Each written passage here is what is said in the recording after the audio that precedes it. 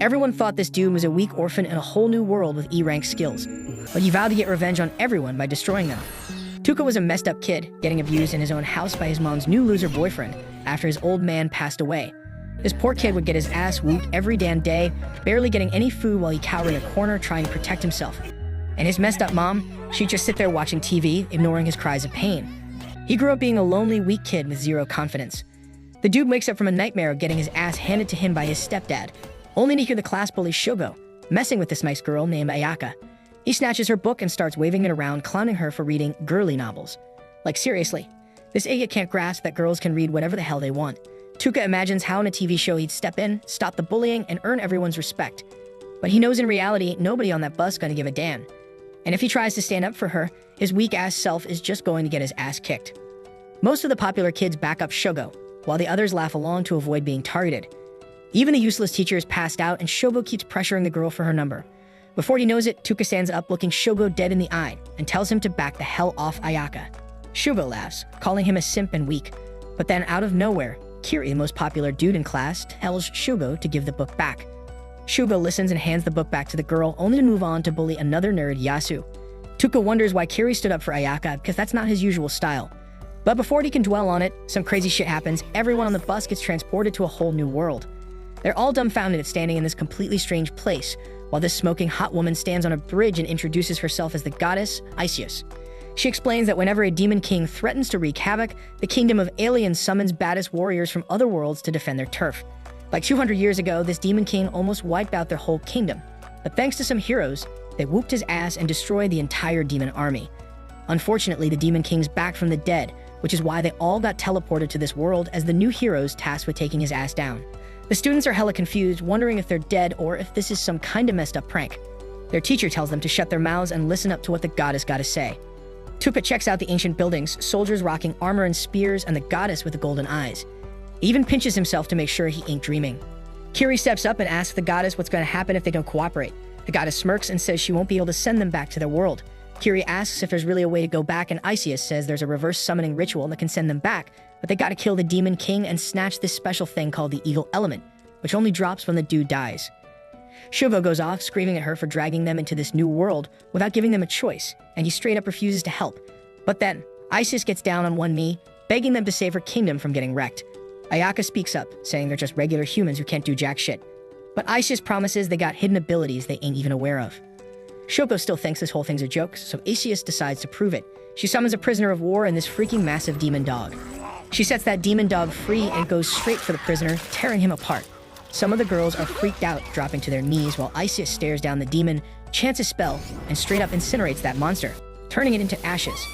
Then she calls the students up, saying they're gonna test their hidden abilities. One by one, they step up to this crystal ball and it glows different colors to show their skills. After the geeks go through it, Shogo walks up to the crystal, and as soon as he puts his hand on it, that thing starts glowing bright freaking red. The goddess is all smiles and says he's got an A-rank skill, making him feel pretty damn good. Then Kiri steps up, but as soon as he touches the ball, that thing starts glowing all bright and golden before straight up exploding. After that, Ayaka steps forward, and turns out she's S-rank. And as more students come up, another girl walks to the crystal, and she's also freaking S-rank. The guards are losing their minds as Isekai explains that even one S-rank individual is considered extremely lucky, but having 3 S-rank is like some next-level luck. Then Tuka walks up to the crystal, but when he touches it, the damn thing just glows this weak-ass purple color.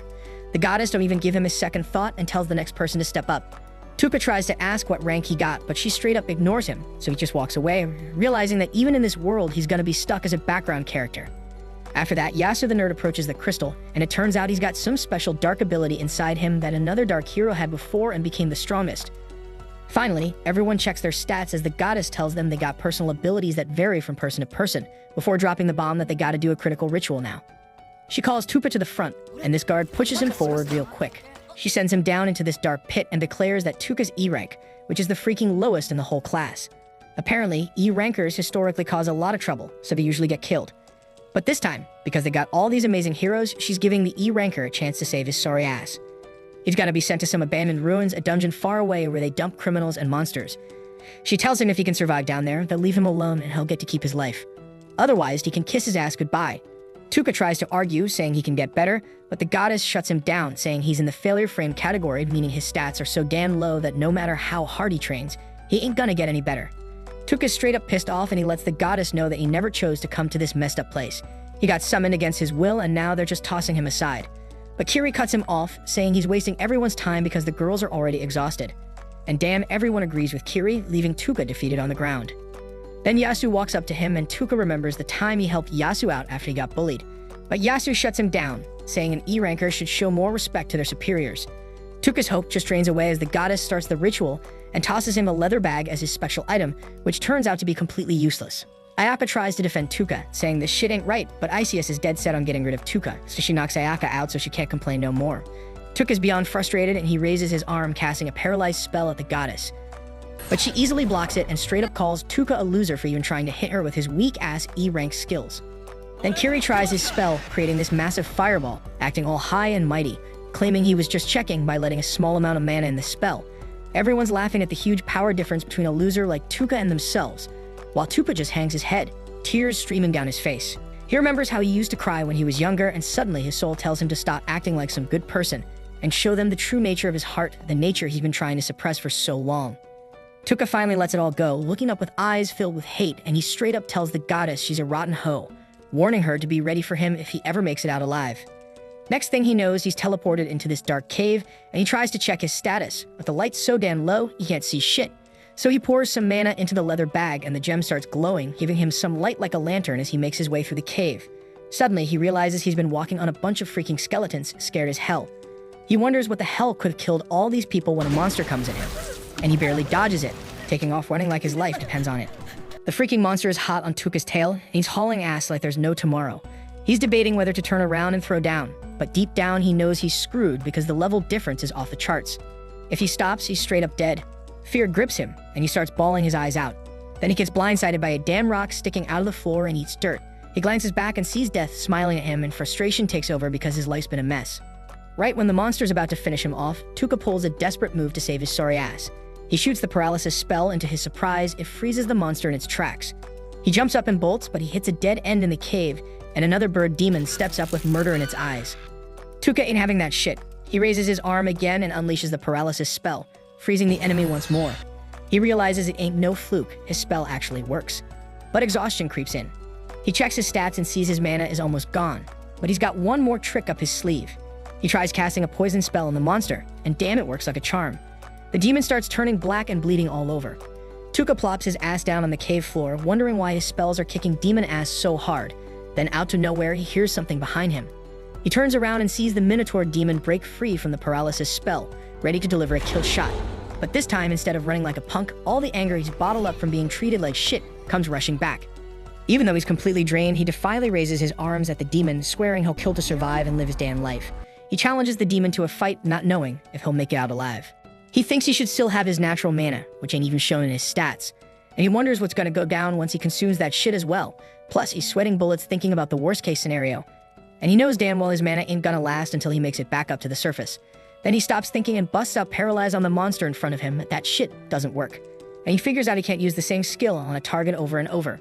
So he puts the monster to sleep with his sleep skill and poisons it to kill it. He figures there gotta be other limits to his skills, like the one he just discovered, and using up his natural mana makes him hella tired. Then he peeps a bunch of monsters coming at him, and he ain't liking his chances of surviving. But he ain't giving up, and he laughs as he gets ready to throw down. He paralyzes as many of them as he can, and he's almost running out of his natural mana too. His consciousness starts fading, but somehow he hangs on and more monsters keep coming at him. He thinks this might be the end for him, but he keeps using his paralyzed skill because he ain't giving up, and no matter how many times he uses it, the number of monsters just keeps growing. And he uses the last paralyzed skill he can manage with his non-existent mana. Just when he's losing all hope, he gets a notification saying he leveled up to level 258, and he uses Paralyze to quickly take down the monsters in front of him. Then he finds out the monster he poisoned earlier straight up died, and that shit gives him a huge burst of experience. He's stoked he can keep fighting and keeps paralyzing all the monsters in his line of sight. His paralyzed skill level's up because he's been using it over and over, and he wonders if he can learn new skills by leveling them up. He sets that thought aside for later because right now surviving is what matters the most, and he finds out he can now target multiple monsters at once. He paralyzes all of them and thinks the goddess might be the only one his paralyzed skill doesn't work on. He adds with a cocky smirk, thinking that he's been crushing it in the dungeon with a flawless 100% success rate. And he notices that he can't reach the monsters in the back, which tips him off that his inflict status ailment skill has a limited range. He figures out he can't stack the same skill on a single monster, so he poisons all the paralyzed monsters. This levels up his poison skill too. He sees them as nothing but experience points now. Then he checks his stats and sees they've all multiplied based on his gained levels. His mana is off the charts because his base mana was already high. He knows his mana is his lifeline here because it's the only way he can use his unique skill. If he runs out of mana, he's toast. He takes a breather and the poison monsters start dropping dead one by one. He keeps leveling up till he hits level 395. Then he puts the poison monsters to sleep, upgrading his sleep skill to the second level. After all the monsters kick the bucket, his level jumps to 501. He thinks with his current stats, there's a chance he can make it out to this dungeon alive. He tries taking down the monsters in the back, but they bolt before he can get them. Later, he scavenges a robe and anything useful from a carcass nearby. He knows he'll need to find food and water too. He goes a bit further in search of food and water, but comes up empty-handed. That's when he remembers the monsters he just offed, figuring they were like cows and chickens. He heads back to them and tries to butcher them, but their skin's too damn tough. So he plucks out one of their eyeballs and reluctantly chomps down on the nasty thing, but it tastes like garbage and can't stomach it. He's running low on strength and starts wondering if this is how he's gonna go out. But then he notices the gem on his leather bag has turned partly purple. He channels his magic into the bag to restore the gem to its normal state. Suddenly, he feels the bag getting heavier. He discovers a bottle of cola and a pack of jerky inside, and he chows down, feeling like he's been saved. He ain't sure if the bag will produce more food, though, so he spends the next few days trying to find his way out to the labyrinth. A few days later, we spot this dude surrounded by a bunch of monsters that he's straight up paralyzed and poisoned. Homeboy's just chilling, waiting for them to kick the bucket. And once they're dead, he levels up like crazy. He looks at the scene he created and damn, it's like a freaking massacre. Shit gets real for him and he starts bawling because he realizes the messed up stuff he's capable of. He remembers back in the day when he was a kid, thinking about killing his parents for treating him like trash. But his uncle and aunt swooped in and saved his ass, giving him a normal life and teaching him how to be kind and empathetic. He thought he had become like them, but now he knows he was just acting. He realizes that even after witnessing the bloodbath in front of him, he feels nothing. He's even scared of his own damn self, but he accepts that this is who he truly is. All the monsters drop dead, and he peeps his level shooting up to 957. He says a prayer for the human remains he finds at the scene and keeps moving forward. He paralyzes and poisons another monster he comes across. Noticing that this place is hella different from the other ruins he's been through, he looks around and spots a crystal that looks like the one in his bag. He pours his magic into it and the door opens to a room. Inside, he finds the remains of a dead couple with no food or water nearby. Looks like they made the decision to go out together. He checks their stuff and scores some gems, thinking he might need them when he reaches the surface. Then he peeps the numerous other runes in the area and he stumbles upon one that takes a crazy amount of mana to open. Inside that room, he finds the remains of another body, noticing a wound that might have been the reason for his death. He finds a letter with him, and after reading it, he learns the man's name is Anglin Bathard, and the people used to call him the Great Sage. But he is better known by the title Anglin the Hero of Darkness. He remembers the goddess mentioning this dude.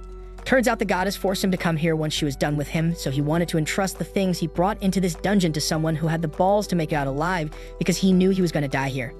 Tuka then thinks that the goddess said that the great demon empire was evil, but she is even worse, and he ain't all that different from them either, so he thinks there's gonna be a three-way battle between the forces of evil.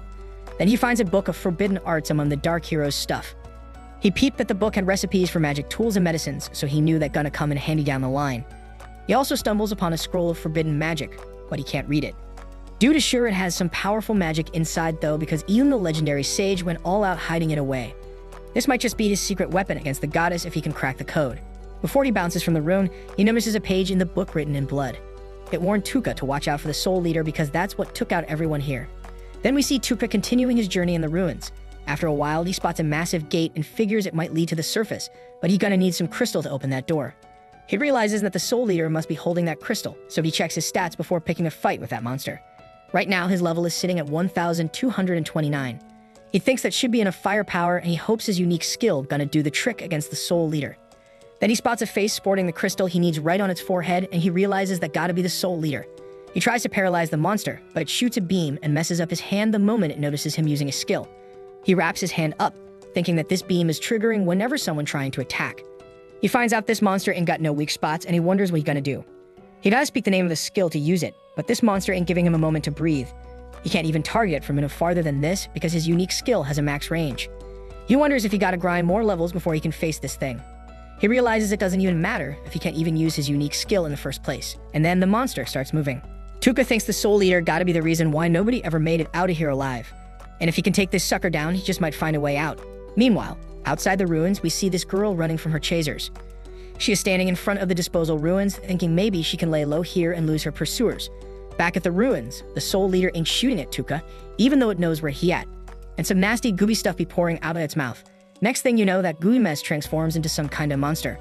Tuka realizes the Soul Leader showing him the faces of other humans and the expressions they had before they died, and it looks like the monster amusing himself to see how Tuka reacts to this. So he thinks this thing has some messed up tastes. Then the Soul Leader sneaks up on Tuka by busting through the wall next to him. Tuka then paralyzes the human-like monsters, but he can't bring himself to poison them because they look too damn human, and he thinks that he hasn't fallen so low that he's gonna kill humans with this horrible poison skill. The Soul Leader enjoys seeing him all conflicted, so it makes him more human-like monsters. Tuka tells them to back off and keep their distance, and he's crying thinking he doesn't want to lose his humanity. But the monsters ain't listening, they swarming him from all sides. He notices the Soul Leader being hella thrilled to see him in despair, so it thinks it has found the ultimate prey. Tuka still begging the human-like monsters to stay away while the Soul Leader enjoying the show. He calls out for someone to come save him, but ain't nobody answering his pleas. Then Tuka notices the Soul Leader's emotions being at their peak, so he paralyzes it, explaining that he had been waiting for it to let its guard down. And he was glad the monster never caught on that he didn't lower his arm through this whole mess, so he was ready to strike whenever. He mentions how the folks who think they are superior always drop their guard around those they see as weak, and that is their biggest weakness. Tuka's paralysis skill is leveling up to 3, and he straight up tells the Soul Leader that all his hesitation and fear was just an act. He explains how he has been trying to act as harmless and normal for years. Dude even fooled himself so much that he forgot who he truly was. Without a single hesitation, he straight up poisons the human-like monsters. He ain't holding back even if they look kinda human. He's actually glad he had the weakest stats up in the ruins, and all the monsters here underestimated him, and that's why he managed to stay alive through it all. He can't even believe that the almighty Soul Leader got taken down by someone sent here to be disposed of. And watching that Soul Leader act all high and mighty really ticks him off. Soul Leader trying to make a move, but it's futile. Tuka notices that Soul Leader taking damage trying to move while paralyzed, so he poisons it, and that levels up his poison skill to level 3 as well. Then he uses sleep to knock the human-like monsters out cold, and once that Soul Leader kicks the bucket, it frees all the souls it gobbled up till now. Everybody's spirits be showing gratitude to Tuka for saving their asses, and the Dark Hero tells him to seek revenge on the goddess in his name, and they all vanish into thin air. Tuka thinks he ain't bound by no obligation to fulfill that request, but it's all good because he's planning to get his revenge on the goddess regardless of what they say. He snatches that crystal off the Soul Leader's head, using it to open the gates of the ruins, and finally he makes his way out to there. In the forests outside the royal capital, the rest of Tuka's crew is out there hunting demons to level up. Shugo is chasing after a demon dog with a sword, Kiri burning down monsters with his 6 skills, and he hits level 18 like a boss. Over in another spot, that nerd Yasu, who has a messed up personality, was burning monsters with his dark flames and laughing at their cries. But far away from them, there's this shy and innocent girl named Koba, who can't bring herself to kill no monsters. But this bully chick Asagi is telling her that if she doesn't kill them, she gotta lose her life because it's the first test from the goddess. Asagi keeps Koba on a tight leash and says the class gonna fall apart soon, with all these selfish peeps formatting factions. Asagi, being a B rank, plans on creating her own crew with the girls who gonna follow her lead. She knows Koba is only a lowly D rank, so she ain't gonna be accepted by Kiri's crew or the other powerful factions. Even Ayaka can't take her in because she's about to die soon.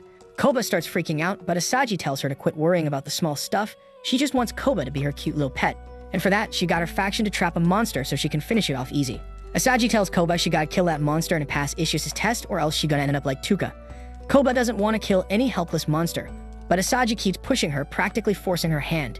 Eventually, Koba gives in and kills the monster, but that act of violence leaves her feeling crushed. She starts crying, thinking she couldn't help Tuka like she wanted to. Ayaka finally snaps back to reality, and that gut pain reminds her how the goddess straight up knocked her out and sent Tuka away.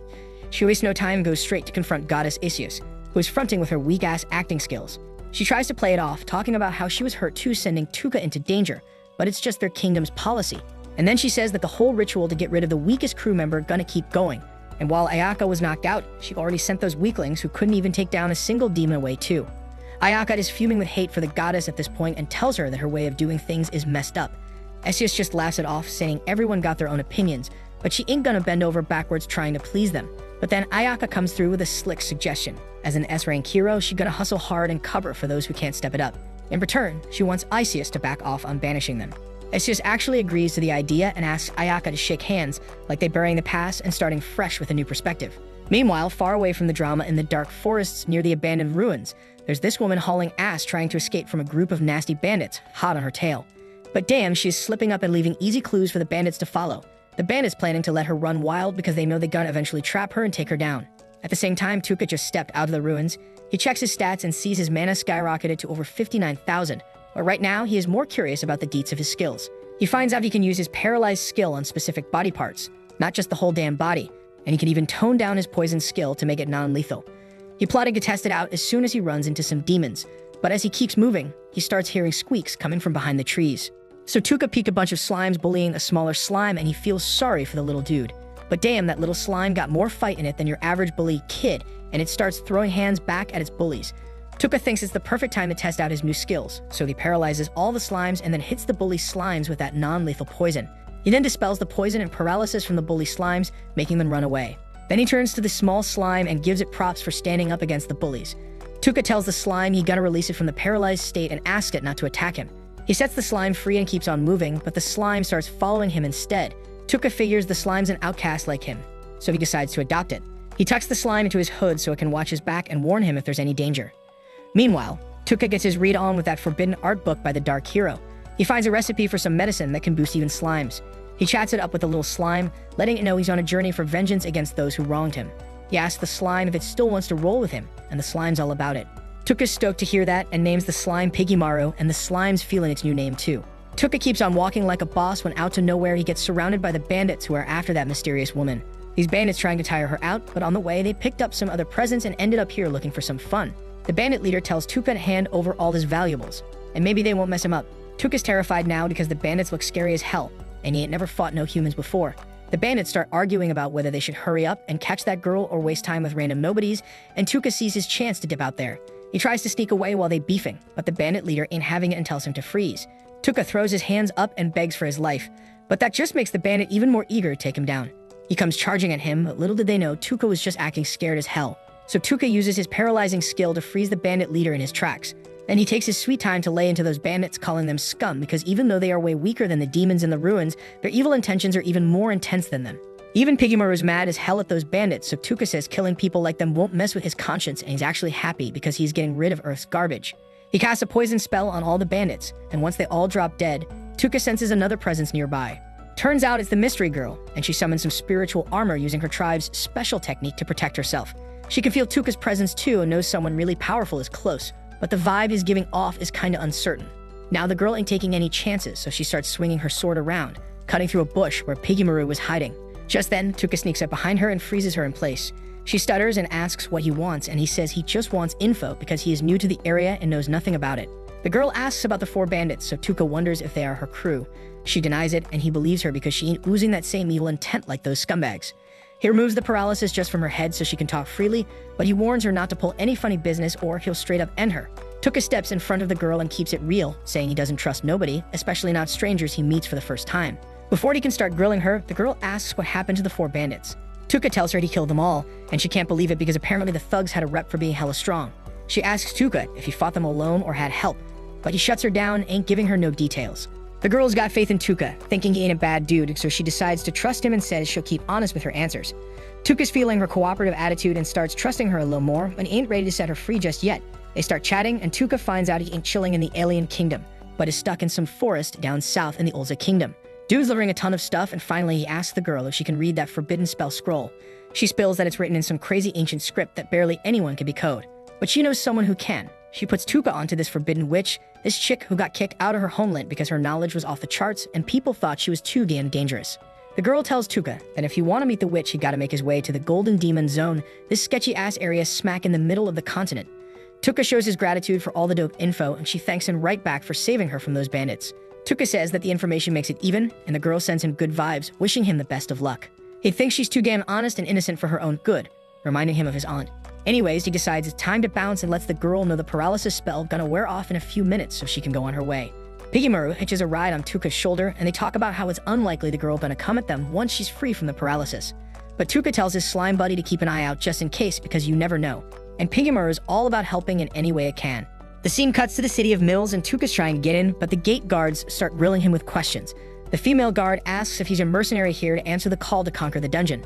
Tuka plays along saying he is and throws in some praise about how the city's really popping. The female guard isn't feeling how he says the city's name and calls him a country bumpkin for it. But she lets him pass anyway because the Marquis wants as many mercenaries as he can get to conquer the ruins. Tuka thinks the security here is too lax since they didn't even check his luggage. He's glad things are going smoothly, and he heads to an inn to book a room. The innkeeper tells him the price, and Tuka notices the dude's giving him the stink eye. He figures he can smooth things over with some cash and tells the innkeeper he had a long journey, so his clothes are dirty. He slips him some money and asks if he can hook him up with something to wear and show him where he can wash his clothes. The innkeeper lights up after seeing the cash and agrees. When asked, Tuka introduces himself using the alias Hadi Skull. Later, we see Tuka drying his clothes in his room, then heading out to scope out the town. He notices the city seems pretty safe and the shops around here are typical spots you'd expect in a Western fantasy town, so he wonders if any of them sell magic items. Then he finds the Adventurers Guild, but he wraps up his scouting for the day. Back at the inn, he's eating dinner and digs the taste of the otherworldly food. He notices a loud group laughing and talking. He thinks groups like this make it easy to eavesdrop and gather some much-needed info, so he finds out they're debating which regiment is the strongest in the country. They each name a different regiment, but in the end, they all agree the Black Dragon Knights of the Bekos Empire are the toughest, since they wiped out the Holy Empire of Nea. They mention that just 5 of their knights are as strong as an army, and they got humanity's strongest hero, Slayer, on their side. After soaking up all the info he could, Tuka heads back to his room with some food for the slime. The slime devours it like it's the best meal ever. Tuka starts planning his next moves, realizing that his #1 priority is finding someone who can read the scroll of forbidden magic. He figures this means he's got to track down the forbidden witch hiding in the Golden Demon Zone, or the land of the golden-eyed monsters. He also needs to brew up the monster enhancement solution for Pigimaru. He remembers those dudes from earlier talking about the labyrinth and how they found a new floor there recently. Tuka checks out the recipe for the enhancement solution and sees he needs powdered bone from a skeleton king to make it. Turns out the skeleton king chills in the mill's ruins, so he decides to join the ruins expedition. The next day, there's a huge crowd gathered around the ruins. The Marquis steps up to greet everyone and introduces himself as Lord Cred Hercley. He announces they just discovered a new floor in these ruins and wants everyone to explore it. He says if anyone finds the Dragonite Chalice, they'll score 300 gold coins. He also mentions he'll pay good money for any other treasures they bring back and says they can keep any monster materials they find. Tuka's pumped to hear he can keep the bone powder for himself. Then the Marquis tells everyone to line up and register. While lining up, Tuka spots some annoying dude causing a scene about the cloaked girl he saw earlier.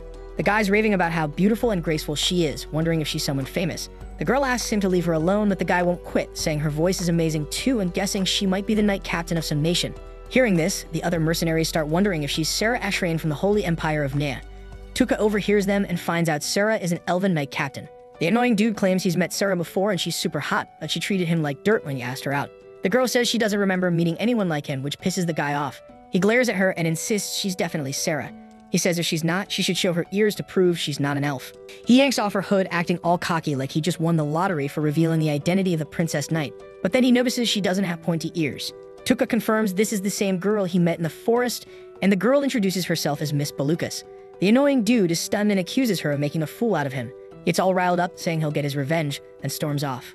The scene cuts to Tuka doing some shopping after registering, and he bumps into Mist again. She asks if he's here for the Marquis' call too, and he says he is. He mentions that she had a rough time back at the ruins, but Mist brushes it off like it's nothing. Tuka tells her to watch out because the guy she messed with was red with anger and might try something. Mist explains she's used to dealing with people like that and it's easier once they hate her and stay away. Tuka can tell she's avoiding interactions on purpose and says he has a favorite ask. He wants her advice while shopping so he doesn't get ripped off and offers to pay her for it. Mist isn't thrilled about it but agrees since she needs the money. They introduce themselves and Tuka senses that she knows he is lying, so he tells her Hadi Skull is just an alias. He says they both have secrets, so no need to share real names, and Mist agrees. They buy some supplies and afterward Tuka pays Mist 3 silver coins. She's surprised to get that much, but Tuka insists it's a fair price. She accepts the money and tries to leave, but she collapses before she can. Tuka asks if she's okay, noticing the dark circles under her eyes. He realizes she hasn't slept for days, but she insists she's fine and hurries off. Tuka then thinks it's time to head to the ruins. The scene cuts to him on the first floor of the ruins.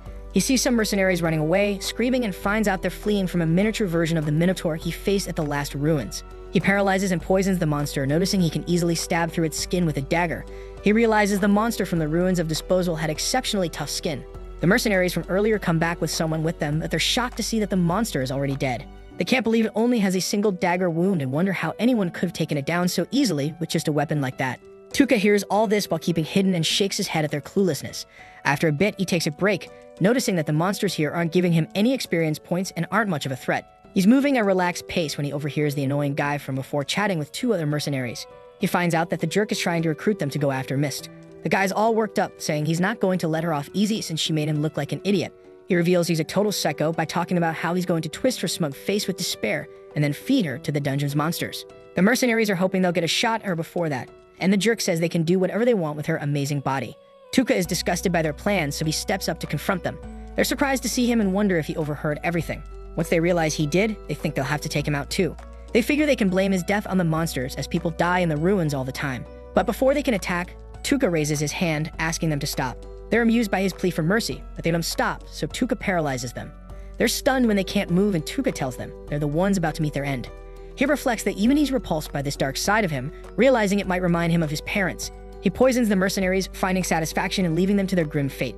The annoying guy vows to make Tuka pay for this, but Tuka just laughs darkly, saying he won't get the chance. Some monsters then show up, and Tuka leaves them to feast on the Dan mercenaries.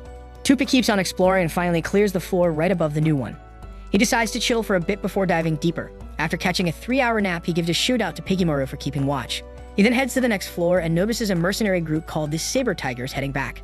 He stops them and asks why they're bouncing. They say some weird stuff is going down in these ruins. There are monster bodies all over the place with no visible injuries, and even though their crew was the first to get here, the monsters are still dropping like flies. They're spooked and decide their buddies' lives are more important than any treasure, so they're heading out. They ask if Tuka wants to roll with them, but he says that he will continue exploring. They ask him to pass the word to any other mercenaries he runs into, and he's cool with that. As they leave, Tuka realizes they were talking about the monsters he took out. He figures news will spread and fewer mercenaries will stick around. He moves on to the next floor and finds the Dragonite Chalice. But there's a stone monster chilling next to it, and Tuka knows it's going to come alive the second he grabs the chalice. So he paralyzes and poisons the monster before it can even make a move, then snatches the chalice. The monster keels over and Tuka starts thinking about what's next. He's on high alert when he senses someone sneaking up behind him, but relaxes when he sees it's just Mist. She's surprised he got to the chalice first and figures she must have fallen behind during her break. Tuka offers her the chalice, so she wants it and hands it over. Mist's not sure about taking something so valuable without giving him anything back, but Tuka insists he's not looking for a handout. Mist Honor won't let her take it without offering something in return, but Tuka opens a hidden door to the next floor and reveals his real goal isn't the chalice. It's a monster lurking deeper in the ruins. Mist is blown away that he knows the way to the lower floors and offers to guard him on his way down as thanks for the chalice. Realizing she's not backing down, Tuka agrees. He tells her not to pry into his business, and he'll do the same for her. Tuka also lets Mist know that he might be down here for a while, and he won't be responsible if she wants to bail early. She's cool with that, and they head deeper into the ruins. Cut to Mist in action, taking down a monster with ease. Tuka's impressed and gives her props for her 6 sword skills. He then asks her about the monsters with golden eyes and those without. Mist explains that monsters with golden eyes give a lot of experience points and are prime targets for heroes from another world to level up. She adds that heroes from other worlds don't gain experience from killing humans, which is why Tuka didn't get any XP for offing those mercenaries in the woods. She goes on to say that monsters without golden eyes are just regular monsters and can even have relationships with humans. According to the legend, the Demon King radiates this special energy called Demon King's Essence, and the monsters affected by it get golden eyes. The golden eyes amp up the monster's violent instincts, and Tuka starts to think that the golden mana Kiri let out might be a clue. They move on to the next floor, and Mist mentions she's been sensing a monster nearby for a while but ignored it since it's not strong. Tuka realizes she must be sensing Piggymaru and introduces him to her. He hopes they'll get along, and Mist finds the slime cute. Tuka decides they should take a break, and Mist says she'll let him sleep while she keeps watch. Tuka tells her to rest up too because it won't be good if she collapses halfway through. She agrees and lies down, but Tuka uses his skill to put her to sleep. He figures she'll get some solid rest now, and this makes her concealment spell wear off. Seeing her elven traits, Tuka realizes she's actually Sarah Ashrain. Meanwhile, some guys find the belongings of the White Walker mercenaries. With the bodies already eaten by monsters, they're puzzled about who could have taken down such a skilled group without leaving any signs of a fight. Civic Garland, humanity's strongest knight, thinks it might have been Sarah Ashrain and hopes she'll be able to give him some real entertainment this time around.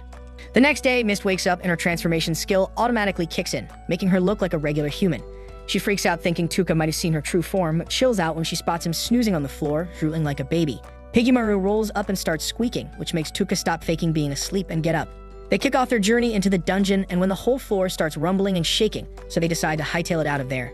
Then, out of nowhere, a massive monster busts through the wall next to them, and Mist clocks it as the Skeleton King. Tuka figures it's the boss monster of this dungeon since it's way stronger than any demon they've faced so far. But Mist knows its weak spot is the weird bone under its chin. Break that, and it's game over. Mist thinks regular mercenaries don't stand a chance against the Skeleton King, but together, they might have a shot. The Skeleton King sees Mist as a bigger threat than Tuka, and Tuka's cool with that. Mist starts activating her power, telling Tuka she needs to use it to beat the boss monster, but has to keep it a secret. She asks him to keep it on the down low as a special armor appears on her. Then the Skeleton King charges up an energy blast, and Mist tells Tuka that if she can't handle it, he should dip. But Tuka with a smirk steps up first, paralyzing the boss monster with his skill. Mist is thrown off by this, but when Tuka casts a poison spell on the demon, she realizes he's the same guy she met in the forest. The Skeleton King kicks the bucket from the poison, and Tuka grabs the bones needed to make the strengthening potion. He notices Mist has a ton of questions, so he promises to answer them once they're topside. As they start heading back, Pigimaru alerts Tuka about something inside the Skeleton King's body. Tuka digs around and finds a small bundle in the demon's chest cavity. It starts glowing and a strange symbol shows up on it. Inside the bundle, Tuka finds a strange egg, and since Pigimaru seems really into it, he decides to keep it. Far off from them, Tuka's classmates are hitting up their first dungeon. Some students bolt when skeleton knights start chasing them, while the girl's on the floor bawling over her chopped-off arm. Her friend tries to help, but the monsters are on them quick. Somehow, everyone manages to escape, and Ayaka stands her ground, ready to take on the monsters. But before she can do anything, Shugo and Kiri swoop in, smashing the monsters in one hit. Kiri, though, doesn't care about his classmates, and Ayaka has to step in to protect them. Kiri's all cocky, bragging he's now level 24. Back in Dungeon City, Tuka and Mist make it to the surface. Mist shows the guards the Dragon Eye Cup. With everyone's attention on the ultimate dungeon treasure, Tuka slips away quietly. Mist catches up with him, saying she'll get a reward from the Lord tomorrow at a public ceremony. Tuka asks if she's free till then. When she says yes, he asks her to come to his room that night so they can talk. She gets it and grabs his hand as he's leaving, thanking him again for the cup. That night, Tuka's working on the strengthening agent when Mist shows up at his door. Tuka tells her he wants to hire her as his bodyguard for the rest of his journey. He points out that with the reward money from the cup, she's set, but he still wants her help. He's trying to make her feel a bit indebted, even though he's not too fond of this move. Tuka then pulls out a map, saying he wants to reach the Golden Demon Zone in the center of the continent to meet the Forbidden Witch. He says the place is crawling with powerful monsters, and he needs someone skilled to watch his back, and Mist is the only one he trusts. Mist looks unsure about heading to such a dangerous spot, and Tuka tells her to take her time thinking it over. Then out of nowhere, he calls her by her real name, Sarah. She answers on reflex, then realizes she's been played. Tuka says sorry, but tells her he used his skill to put her to sleep in the dungeon, so he knows her secret. He says he needs her as a valuable asset, so he won't snitch on her.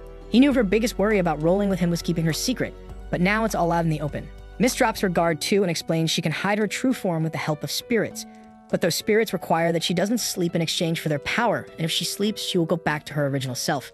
She then shows her real form to Tuka, saying she trusts him now. In return, he tells her his real name to even things out. She agrees to be his bodyguard, and Tuka gives her one of the blue crystals he found in the first dungeon as payment.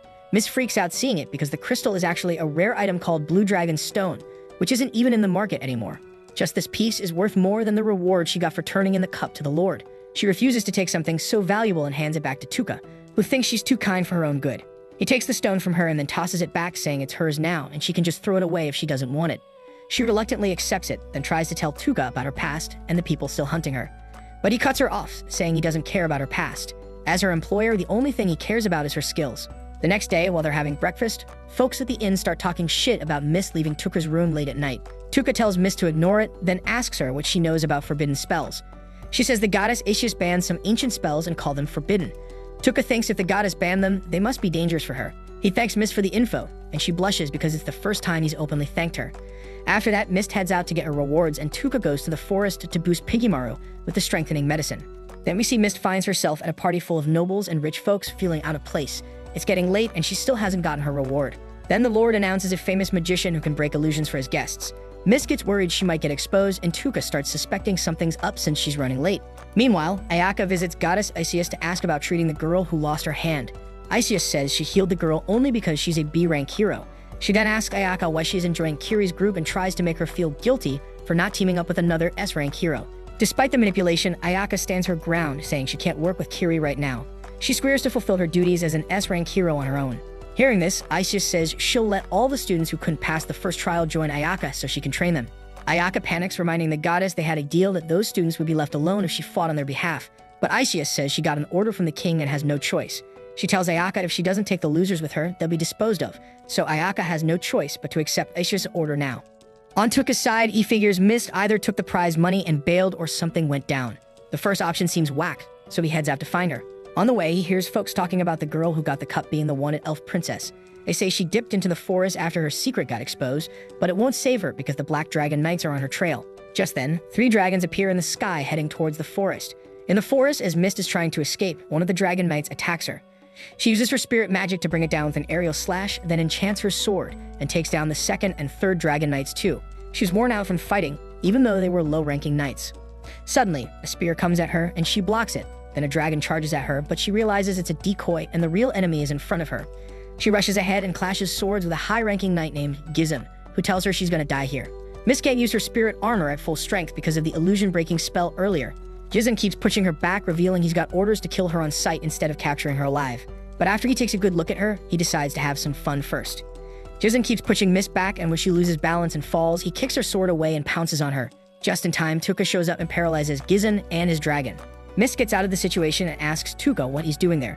Tuka puts non-lethal poison on Gizun, puts him to sleep, and reminds Mist they can't talk about private stuff with others around. He tells her he came to pick her up, but she says she can't accept his job offer now because he'll be hunted by the Dragon Knights if he's with her. She tries to give the blue dragon stone back to him. He gets irritated and throws a pouch full of dragon stones at her. Mist is confused, and Tuka tells her he can't find a better escort than her and doesn't want to bother trying. Then out of nowhere, he asks her to undress, and Mist wonders if she heard that right. But he explains that the people of Mills saw her in this outfit and apologizes for giving her the wrong impression. Sarah feels embarrassed for thinking he was planning something lewd, and she reminds him that they still haven't confirmed if their agreement stands. Tuka then offers a proposal. She can seek shelter with the Witch of Taboo. He elaborates that no one has ever discovered the witch's hideout, and since he's heading to the land of the golden-eyed monsters anyway, their deal should still be valid since their destinations align. Sarah is curious and asks why he's willing to go to such lengths for her, so Tuka reveals that she reminds him of someone from his past. He admits that while they don't share the same looks or personality, they have a similar vibe. He confesses that abandoning her now would feel like abandoning his aunt, and this makes Sarah realize that Tuka is genuinely a kind person. As they talk, the poison dragon dies, but Tuka notices it wasn't enough to level him up. He then releases the paralysis on Gizun's mouth, warning him that he'll show mercy if Gizun answers his questions honestly. Gizun, however, only taunts him, mentioning that the Black Dragon Knights won't let Tuka get away with this. Tuka is unfazed and makes it clear that he has no intention of letting Gizun get away either, but he plans to end Gizun's suffering by disabling the non-lethal setting of the poison. Sarah then demands to know who wants her dead, and Gizun seems amused at the thought of her reaction when she finds out. But before he can spill anything, a lance flies from the sky, killing him instantly. Tuka looks up and spots some of the Black Dragon Knights hovering in the sky. One of them stands out with white hair and red eyes, Sivit Gartland, known as the strongest knight of humanity. Meanwhile, the scene shifts to the Emperor of the Holy Empire of Mia, who wakes up in a cold sweat, haunted by a dream where Sivit demanded that Sarah be handed over to him. Back in the forest, the Black Dragon Knights touch down, and Sarah notices that Sivit is accompanied by 5 of the knights, but she realizes one of them is missing. Sivit casually tells Orban that he made sure to silence Gizun, but Orban comments that killing him was unnecessary. Sivit, however, advises him not to get too caught up in the small stuff, suggesting that their orders likely came straight from Holy Emperor Ortola himself. Elsewhere, we see Ortola still shaken by his nightmare.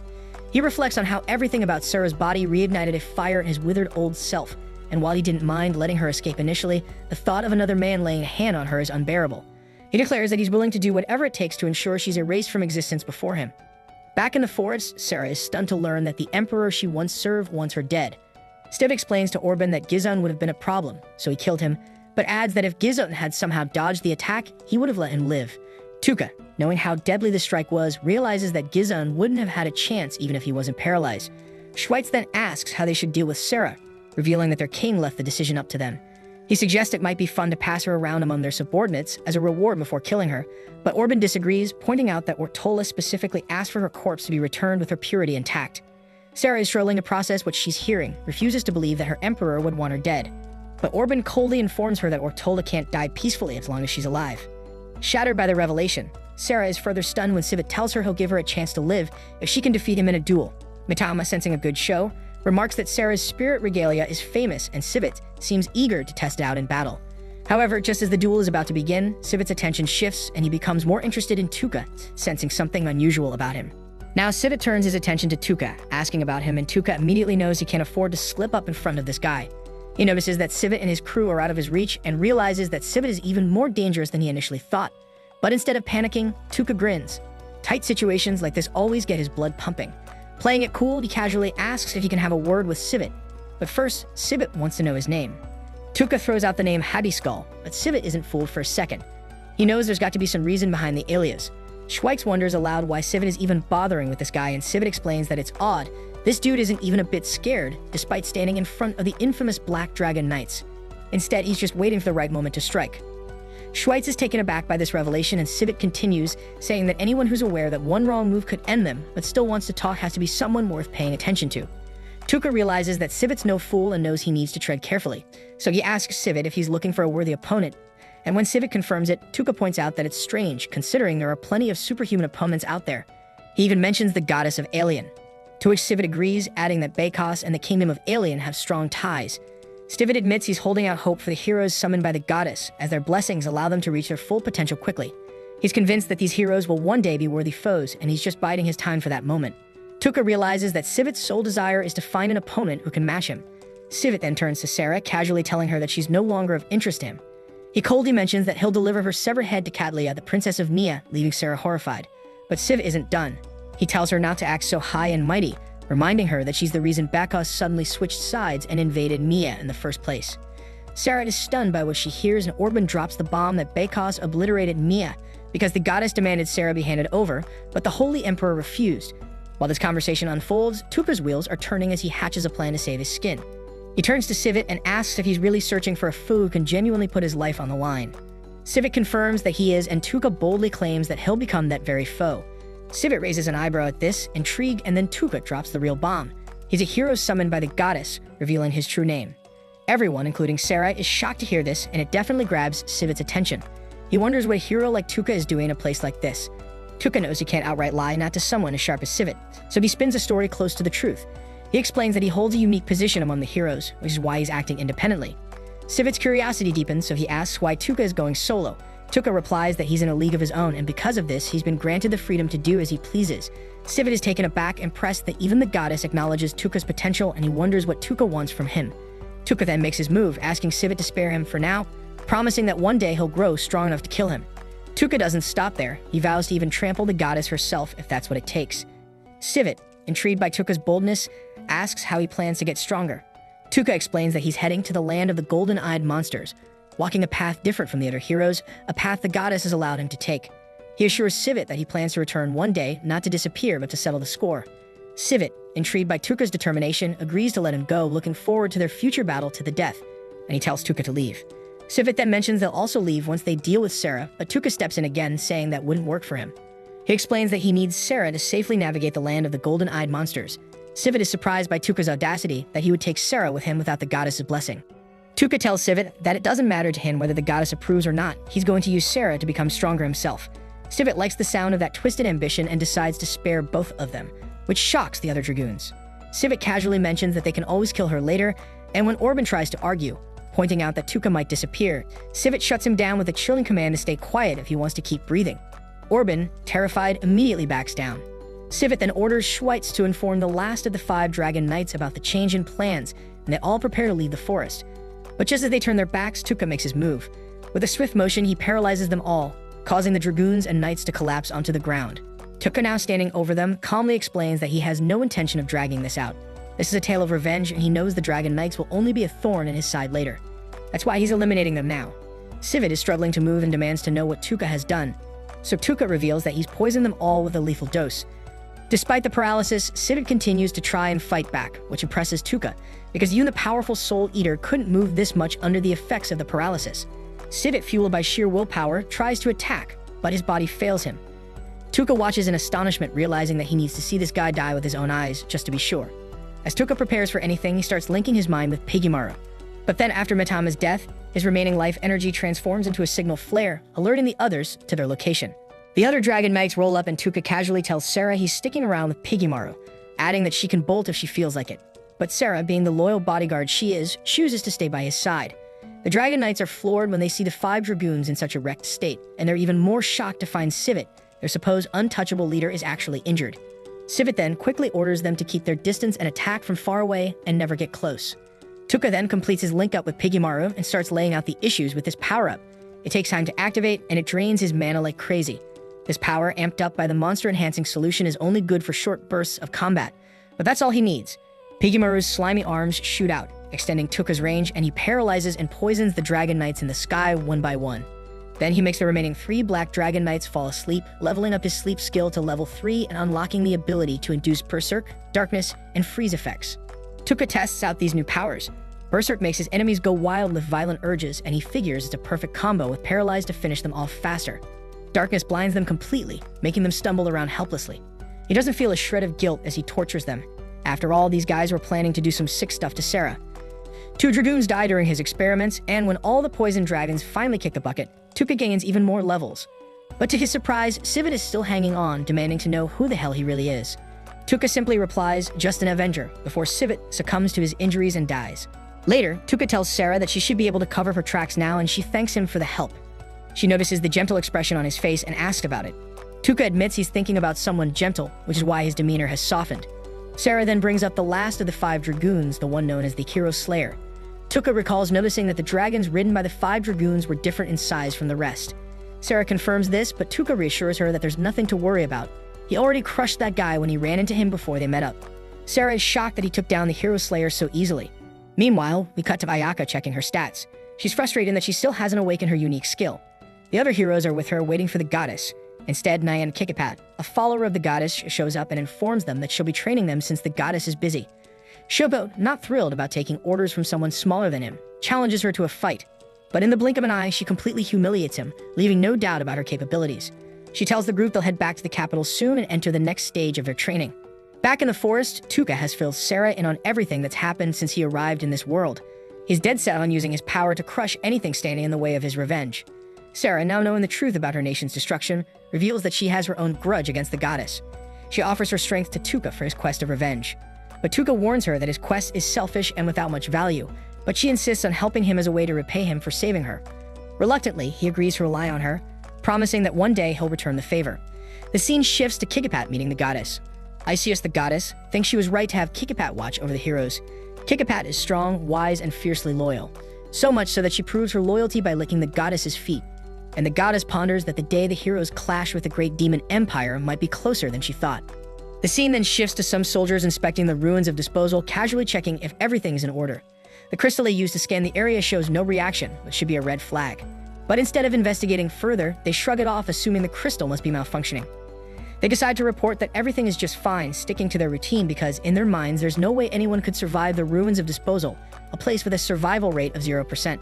Meanwhile, Tuka is browsing through a mask vendor's shop in a nearby village, intrigued by a particular mask. The vendor notices his interest and assumes Tuka is a fan of Lord of the Flies. Tuka, confused, asks who that is. The vendor enthusiastically explains that Lord of the Flies was a legendary figure who turned a monster-infested island into a fortress, defending it against all sorts of invasions. He became the master of demons and was eventually shunned by the very source of evil. Though his army was wiped out, it went down in such a badass way that they're still remembered and admired. Cut to Sarah, who's staying at an inn in the same village.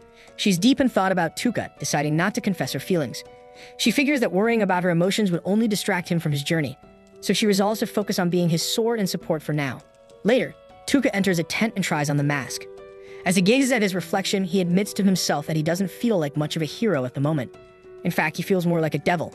Then he swears that one day he'll crush the goddess Iseus, warning her not to underestimate the determination of a man who sold his soul for revenge. The scene shifts to the castle of the Magnar Kingdom, where the kings of the allied nations are gathered for a tense meeting. They're shocked to hear that the 5 dragoons have been defeated, and King Ganoza can hardly believe it, struggling to accept that such powerful forces are no more. King Jin, with a somber expression, confirms that he personally identified the corpses of the 5 dragoons, adding that they're still investigating the circumstances. Ganoza then turns to Alien, asking if they have any information to share. King Yusuf prompts the goddess Iseus to speak, and she reveals that the Black Dragon Knights were tracking Sarah Ashrain before they were killed, so Queen Alma asks if there's any clue where Sarah went afterward. Jim reports that they found bloody, torn remnants of Sarah's clothes at the scene, and based on the amount of blood, they believe she was seriously wounded. Alma muses on the possibility that Sarah and the dragoons might have taken each other out and mentions that she heard King Ortola passed away last night, losing his mind before his death.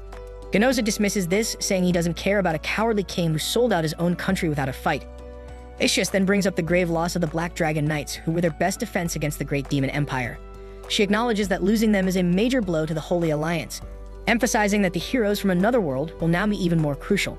Falcon, with a skeptical tone, points out how conveniently Alien seems to flourish every time evil rears its head. The goddess, not one to let an insinuation slide, questions Falcon's implication. He elaborates, noting that whenever the Great Demon Empire returns, all the nations are forced to rely on Alien. Iseus reminds them that they have no choice, as the essence of the Demon King suppresses the full power of every living soul in this world. Falcon, seemingly probing, asks if she knows anything about the legends of the god Slayer. Iseus dismisses the relevance of such a story, brushing it aside as unnecessary at the moment. Falcon, seeing you won't get anywhere, apologizes for the interruption. Ganoza then shifts the focus back, asking if they believe Sarah Ashrain was responsible for the downfall of the 5 dragoons, and he adds that the cursed magic users of Ashint are taking credit for the act, claiming it was their doing. The scene shifts to Tuka and Sarah entering a bustling town, and Sarah informs him that the land of the golden-eyed monsters lies further north of here. As they walk, Tuka notices that no one seems to be pursuing them, and Sarah explains that this city will be their best option to make any necessary preparations. Tuka's attention is then drawn to a massive coliseum, and Sarah explains that it's called the Bloodsport Coliseum, an arena where slaves and merchants battle each other to the death. The fighters, known as Bloodsport warriors, can earn rewards by winning matches. Tuka realizes this is eerily similar to the gladiators of ancient Rome. Sarah adds that the Mercenary Guild and the Duke run the place together. It's now become the prime source of entertainment for the masses, but began as a way to assess fighters for the Mercenary Guild. The two of them head to an inn, where Sarah suggests booking just one room to save on travel funds. Tuka points out that he's a man, but Sarah doesn't seem to care, even sounding pleased at the idea of sharing a room. They settle for a single room, and the scene cuts to them having a meal in a nearby tavern. While eating, Tuka overhears a group discussing the downfall of the Black Dragon Knights. One person mentions a rumor that Sarah Eshraim was responsible for killing the 5 dragoons. Another argues that Sarah was actually killed by them and claims that Ishint was the one who took down the dragoons. This grabs Tuka's attention, and he listens as the person explains that Ishint is boasting about cursing the dragoons to death. Tuka curiously asks Sarah what she thinks of these claims, and she admits she's heard of Ashint. They're known to worship the god of curses. As they talk, a group of Ishint's guardians swagger into the tavern, acting as if they own the place. Tuka sizes them up and thinks they don't seem like much of a threat, feeling a strange satisfaction that they're taking credit for the demise of the Black Dragon Knights. Some folks in the tavern are convinced that the Ishint guardians might have actually taken down the Black Dragon Knights, while others are skeptical, wondering who could possibly defeat the 5 dragoons. They speculate that maybe the Dragon Slayer, the Leopard Woman, or the Witch of Taboos could pull it off. They also mention that no one's seen the witch in over a decade, but one of the patrons recalls that someone in this very city has actually met the witch. Tuka, hearing this, wastes no time and approaches them, asking for more details. Though they're initially cautious, they agree to spill the beans once Tuka offers to buy them drinks. The patrons then reveal that the strongest Bloodsport champion in town is the one who supposedly met the Witch of Taboos. Tuka wonders how he can meet this person, and just then, luck seems to be on his side as the champion walks into the tavern. The guys point out that this is Eve Speed, the fiercest Bloodsport warrior around. Tuka immediately seizes the moment, offering to treat Eve to something. He introduces himself as Hadi, expressing that he's been eager to meet her. Eve, however, isn't one for small talk and tells him to cut to the chase, knowing full well he's not interested in her just because she's a Bloodsport warrior. So Tuka directly asks if she knows where the Witch of Taboos is. Eve admits that she's ventured into the land of the golden-eyed monsters, but denies ever meeting the witch, claiming she doesn't know the witch's whereabouts. Sarah senses something off about Eve's response, and Eve then asks Tuka why he's searching for the witch. He casually explains that he's curious and aspires to be a scholar, hoping to hire a mercenary to pay the witch a visit. Eve warns him against it, saying the land of the golden-eyed monsters is treacherous and doubts he'd survive more than 3 days there. Tuka thanks her for the concern, and Eve leaves with a final piece of advice: to cherish his life. Later, Sarah tells Tuka that Eve was lying, and he realizes that Eve must indeed know where the witch is. In their room, Tuka suddenly remembers he forgot to bring food for Piggymaru. Realizing he'll need to use his magic bag, he pulls out some bread and feeds it to Piggymaru. Both he and Sarah also take a bite, and Sarah is pleasantly surprised by the taste, so she curiously asks if this is a common food in his world, and Tuka confirms it is. He notices how much she enjoys it and wishes he could give her more, but lemons that the bag produces items randomly. Sarah admires the wrapper of the bread, finding it beautiful, and Tuka thinks it might seem more special because it's from another world. They then turn their focus to discussing their next move, and Tuka hopes to get Eve to reveal the witch's location. So Sarah suggests they gather more information about Eve tomorrow. Tuka muses on what a Bloodsport warrior might value most after their life, and Sarah speculates that it's probably money, as it could buy their freedom, though it would require a significant amount. Meanwhile, we see Eve meeting with a dark elven girl, comforting her and promising to get her out, and the girl trusts Eve completely. Back at the inn, Sarah practices her swordsmanship, donning her spirit regalia. Tuka watches, thinking her spirit regalia looks like something out of a magical girl transformation scene, and he's captivated by the elegance of her swordplay. After she finishes, Tuka is curious to learn and asks if there's a trick to close-range combat, so Sarah wonders if he is interested. Tuka explains that he's been relying too much on his current skills and might need something more in the future. Sarah is surprised but agrees to give him some pointers, which reminds her of her old days training knights as their captain. She then instructs Tuka to try attacking her, and he throws a punch, but she effortlessly restrains him, explaining that this technique can be used on enemies he doesn't want to seriously harm.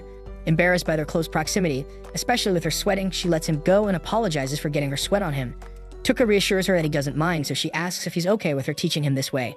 He assures her it's fine, and they continue their practice. The scene then shifts to Sarah, caught in the act of sniffing Tuka's clothes while she's washing them. Realizing what she's doing, she feels a wave of embarrassment wash over her, relieved that no one saw her indulging in such a shameless act, especially considering her feelings for him. Just as she's trying to compose herself, Tuka appears out of nowhere.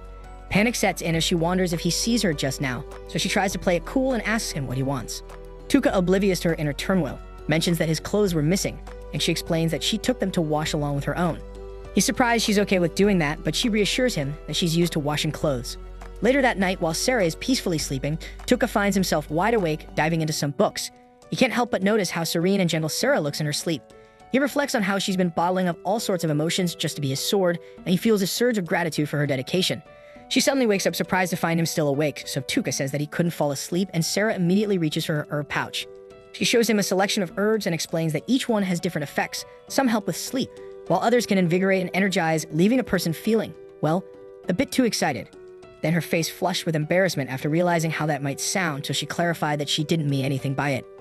Tuka knows this and takes out some cues to make soup, intending to mix in the herbs.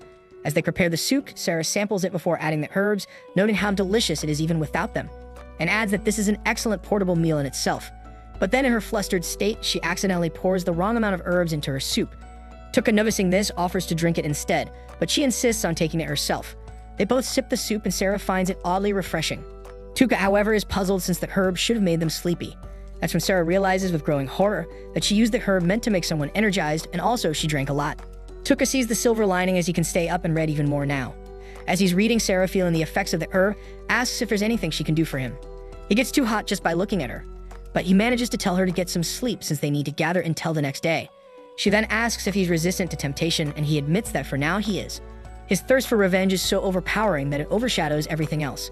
He explains that once his revenge is complete, he might be able to focus on other things, but until then, he's stuck with this curse. Moved by his determination, Sarah vows to do everything in her power to help free him from this curse, and he tells her he's counting on her. The scene cuts to them at the Colosseum the next day, and after some digging, Sarah fills Tuka in on Eve's backstory. Eve was originally a slave, sold to the Colosseum by her slaver, and she became a sensation from the start because leopard men are a rare sight after all.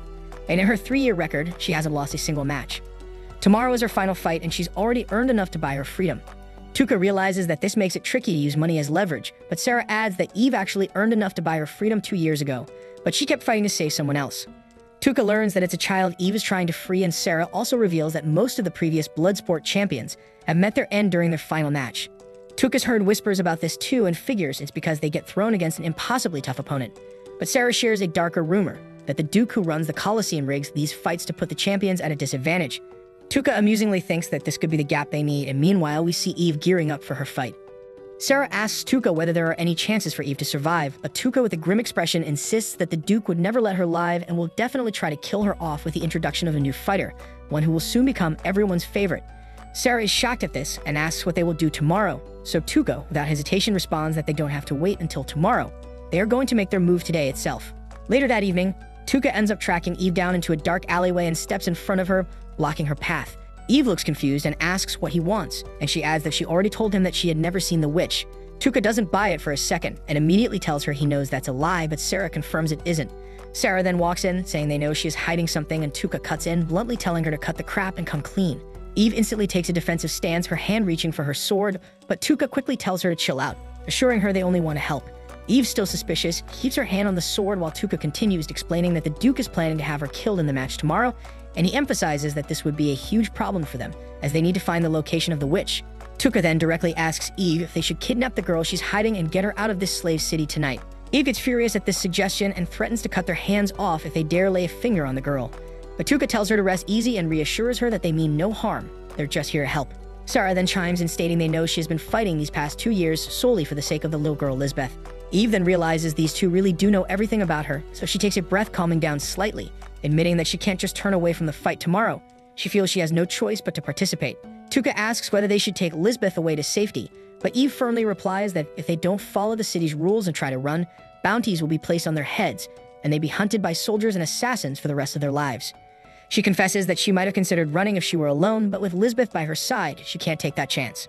Tuka insists again, suggesting he could take her to the safety of the Golden Zone where the witch lives, a place no one dares to enter. But Eve shakes her head, saying even he wouldn't make it through the zone itself. It's way too dangerous. Tuka, however, makes a promise. No matter what happens, he will make sure Lisbeth stays safe. Eve weighs this option and looks at Sarah, instantly sensing her experience in martial arts, then turns to Tuka and asks what he's capable of. Tuka, with a casual shrug, tries to downplay his skills, claiming he could defeat the Skeleton King without much trouble. Eve smirks and acknowledges that while a Skeleton King is a tough opponent, it's nothing compared to what you'd find in the Golden Zone. Tuka replies with a grin, revealing that he's the one who took down the Black Dragon Knights. Eve laughs and dismisses him and says that a weakling like him couldn't handle even the weakest Dragon Knight. But Tuka doesn't flinch. He raises his arm, And before Eve can even unsheath her sword, he activates his paralyze ability, freezing her body completely, and while she struggles to break free, he calmly tells her to relax, warning that the more she fights it, the more HP she'll lose. Then he adds almost with a smirk that with this ridiculous ability, he managed to defeat the hero of humanity all by himself. Sarah then steps forward and removes her cloak as well, revealing that she is the elf princess the dragon knights were chasing, and claims she saw the battle with her own eyes. With that revelation, Tuka breaks Eve free from the paralysis spell, proving his power Sarah, but Eve insists that despite everything, she will not rely on their help. She plans to win her final match tomorrow fair and square and free Lisbeth from slavery on her own terms, trusting her own strength more than that of strangers. Tuka looks at her and asks if she really thinks the Duke would let her go that easily, mentioning that the Duke has a reputation as a massive pain in the ass. Eve argues that despite the Duke's shady character, he is still human and can't be cruel enough to break his own word, and she is confident in her abilities to defeat her opponent and start a new life. Tuka decides to leave and tells her that if she changes her mind, it will be waiting by the city's front gates until dawn. They head back into the city, only to come across a large crowd gathered around a group of dark mages. The mages claim that the man in the house insulted their god, so they took it upon themselves to slit his throat. Tuka and Sarah choose to ignore them and continue on their way. As night begins to fall, they hear the same dark mages harassing a poor girl for no reason. When she refuses their attempt to recruit her into their cult, one of them slaps her hard across the face. Sarah's anger flares and she moves to draw her sword, but Tuka stops her, and instead he casts his berserk spell on one of the mages. The man immediately goes wild, hitting and biting everyone around him, which creates an opportunity for the girl to escape. Tuka then casts the berserk spell on the rest of the mages, who start fighting each other, allowing him and Sarah to slip away unnoticed. A little after midnight, both Tuka and Sarah set out again towards the front gate, while Sarah asks if he really believes Eve would seek their help. Tuka replies that he knows for sure the Duke is a total bastard, and if Eve decides to go the legal route, she will get royally boned. Meanwhile, Eve has been wrestling with the same thought all night, unable to sleep, wondering if the Duke would keep his word. She decides to get some answers and directly asks the Duke if their deal about freeing Lisbeth is still on. But before she can enter the room, she overhears a soldier talking to the Duke about tomorrow's battle. The soldier asks if there are any changes in the plan, but the Duke coldly replies that there will be no changes and that Eve will die tomorrow. This truly shocks her, as she hears the Duke mention he plans to give her a poison that would numb her senses.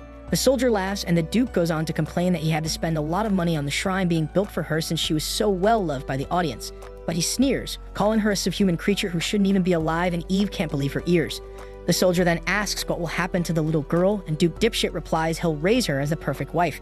And if that doesn't work out, he will just pimp her out for a lot of money. They all start laughing while Eve clenches her teeth, then returns to her cell, finally coming to a decision. As she's leaving, a man named Muji calls her, saying he's eager for their fight tomorrow.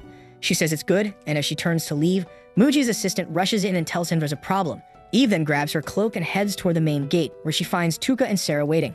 Tuka is surprised to see her so soon, but she replies that the Duke is indeed a filthy animal who can't be trusted, so she'll take Tuka's offer and run away. Tuka states he wants something in return, and Eve agrees, saying she will reveal the location of the witch and even enter the Golden Demon Zone with them. That settles the deal, and Tuka gets ready to kidnap the little girl. Meanwhile, on the other side of the city, the Dark Elf is working in a tavern cleaning up tables, while the fat owner storms out of the kitchen, screaming at her to move her hands faster. The poor girl tries her best to pick up the pace, but the fatty with less than a brain cell starts hitting Lisbeth for absolutely no reason until the little girl falls to the floor, laughing at her misery.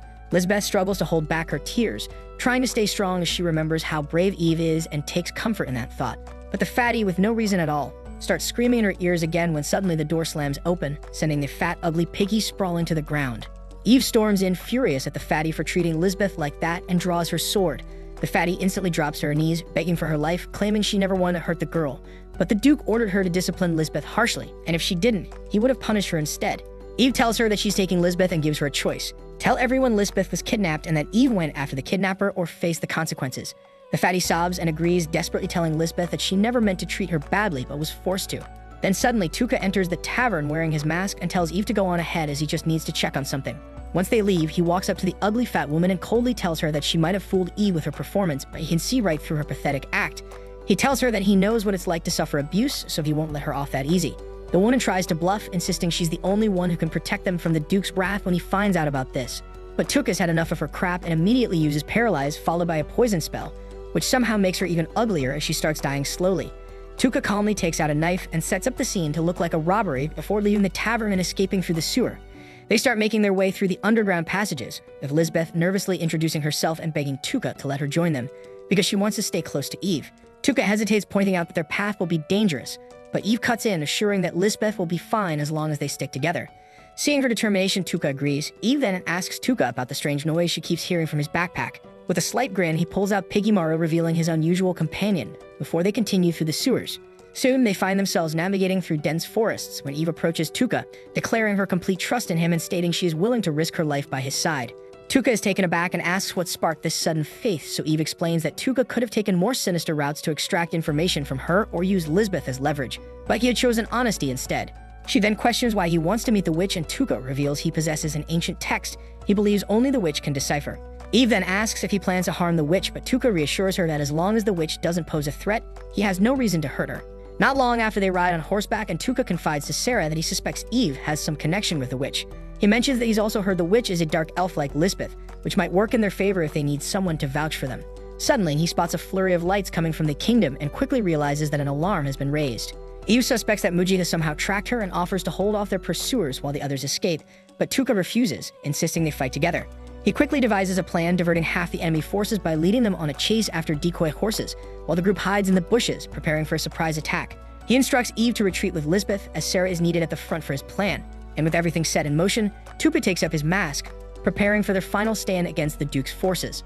Meanwhile, we see the members of Ashint noticing a broken tree branch. Muji suspects the branch was deliberately broken to trap them.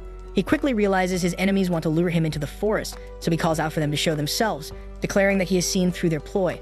Sarah then emerges wearing the mask of the Fly Swordsman, a figure who appears in the legends of the Lord of the Flies. Muji demands she hand over Eve and Lisbeth, promising to spare her life if she complies. He even offers to welcome her into the ranks of Ashint, noting she seems like a capable warrior. Sarah then asks what would happen if she refuses, and Muji coldly states he will make her suffer using his curses.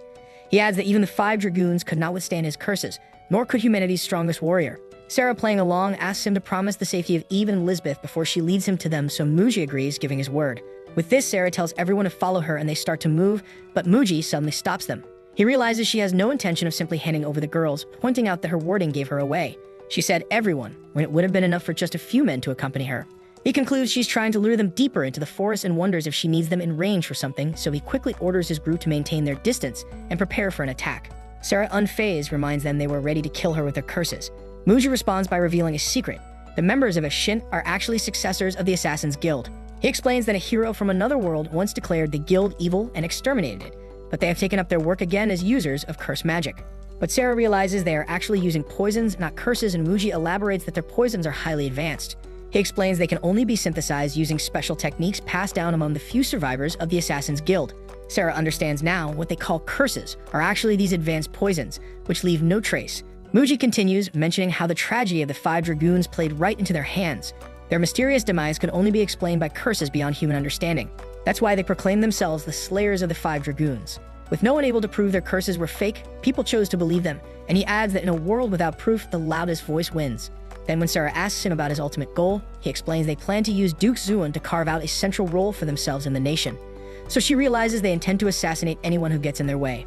Muji then reveals that his ultimate aim is to take over the entire country for himself, and he demands to know where her other allies are. Sarah calmly replies that she is the only one accompanying Eve and Lisbeth, but Muji seems skeptical. So to make him believe her, Sarah takes off her mask and reveals her identity, stating that she is the one who survived facing the 5 dragoons. Muji then realizes she is Sarah Akshrane and wonders if she is truly the one who killed the 5 dragoons. Sarah replies that she might have, but Muji scoffs, refusing to believe she could have defeated humanity's strongest warriors. He then introduces the man who was supposed to fight Eve in her final Bloodsport match, naming him as Belgar. He also introduces Belgar's brother Varigan and declares them the strongest siblings in Ashint. Muji adds that they had a younger brother who was part of the White Walkers group that had been chasing her, and now Belgar and Varigan are eager to take revenge on her for their brother's death. Muji then asks Sarah what she plans to do next and reveals that his subordinates have already surrounded her. He explains that the ones she sees now are just a decoy, while others from their group have circled around, masking their presence. He then tells her not to worry, saying he won't kill her because she has a pretty face, and he'll take his time enjoying her instead, and then he commands her to bend the knee right where she stands. Sarah listens, and Muji smugly adds that one day he might grant her the honor of bearing his child. Sarah thinks to herself that it's time for Tuka to act. At that moment, Tuka uses a blinding flash to disorient everyone. We see that he has merged with Piggymaru and uses his tentacles to paralyze all the members of Ashint. He thinks they must not have expected him to have a long-range attack like this, and Muji, confused, wonders where their other forces are. Tuka tells him that he has already taken out all 15 of them while Muji was busy talking, and then he poisons them all. He reveals that Muji was clever enough to notice Eve's intentions, and that he would suspect the broken branch was a setup. Tuka predicted that Muji would avoid entering the forest, fearing a trap, and that's why he instructed Sarah to pretend to lure them in. He deliberately tipped Muji off, making him feel in control. This is what caused Muji's overconfidence and paralyzed his ability to analyze this situation.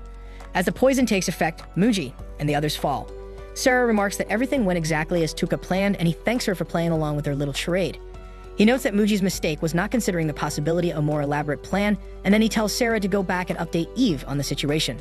As Sarah leaves to do so, Tuka notices that the first wave is returning. He thinks to himself that this is unfolding exactly as he anticipated and instructs Piggymaru to connect with him again, but he realizes Piggymaru is too drained to do so. Eve sees this and thinks that not even Tuka can predict everything, so she offers to help him, and Tuka asks Sarah to take care of Lisbeth while they prepare to fight the first wave. Tuka and Eve head towards the approaching enemies, and he asks her if she can count their numbers, so Eve counts them all and goes to confront them.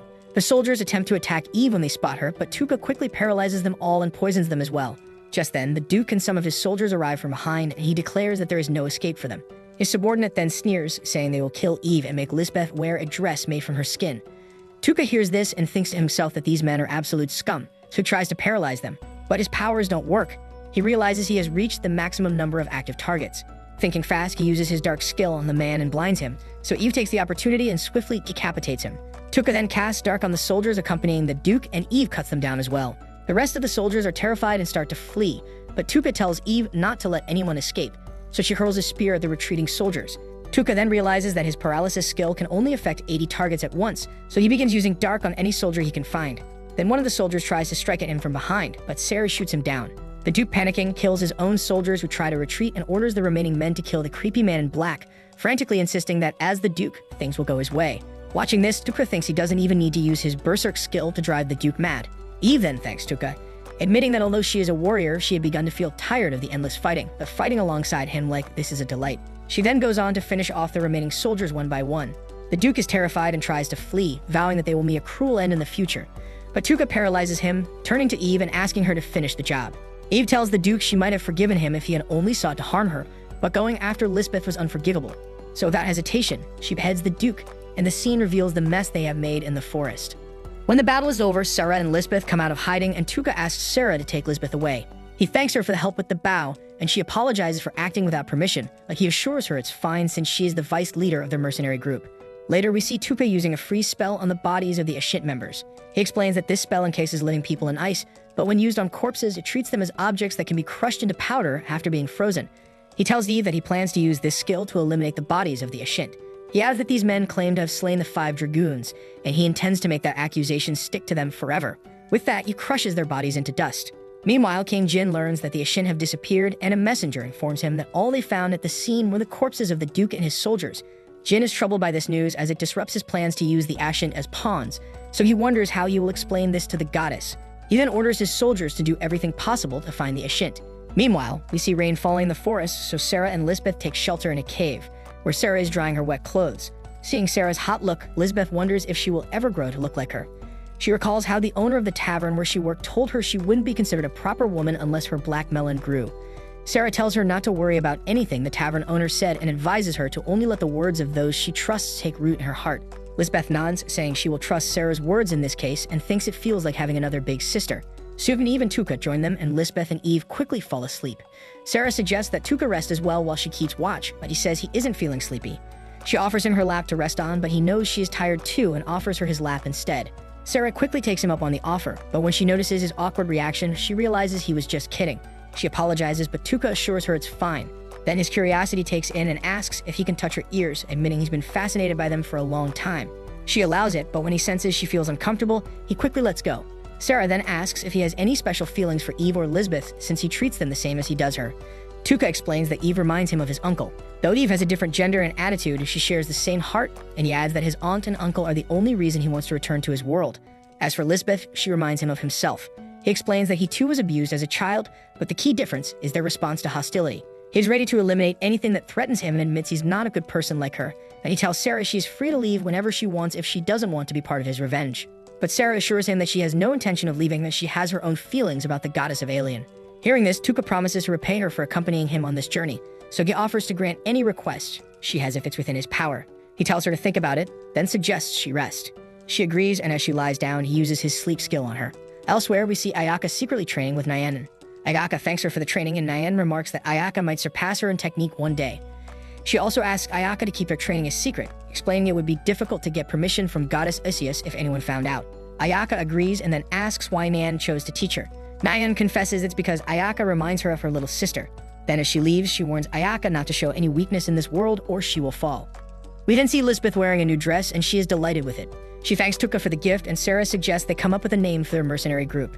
She explains that they might need to identify themselves when they cross into the land of monsters and proposes the name Lord of the Flies Warband. She reveals that this was what the army of the Lord of the Flies was called, and everyone likes the idea, so Tuka agrees. They continue their journey and by evening they reach the land of the golden-eyed monsters. Tuka notices a corrupted tree in the center of the area and learns that it was once a sacred tree.